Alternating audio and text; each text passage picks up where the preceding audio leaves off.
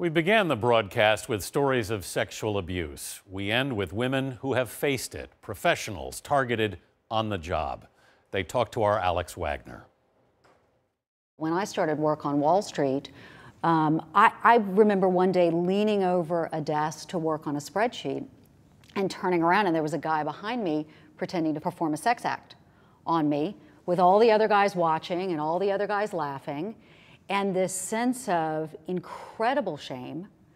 You felt ashamed. Absolutely, and how could I have leaned over the desk like that? There's a problem in that we're kind of acculturated from the time we're growing up. If this locker room talk starts in high school with men thinking it's okay to over-sexualize women, like what did we think was going to happen 30 or 40 years later when they get into the boardroom? Look, if you had women on the boards in those companies, you would not have had the kind of payouts. You would not have had the hush money that went on at Weinstein or Miramax for years if a woman had been on that board. There's no way. While we have victims or survivors coming forward and saying, "Me too," we need men to say, "I did that." Mm-hmm. We need men to step forward and to see themselves in these stories. We're different ages, but we all know about Anita Hill, we know about Bill Clinton, we know about Bill Cosby. What makes this moment different? What's different about this moment is we have a way to express our voices. What's also different about this moment is women are rallying around each other. And I don't think that would have happened before this last election. What happens next for victims? I've just come around to the anger.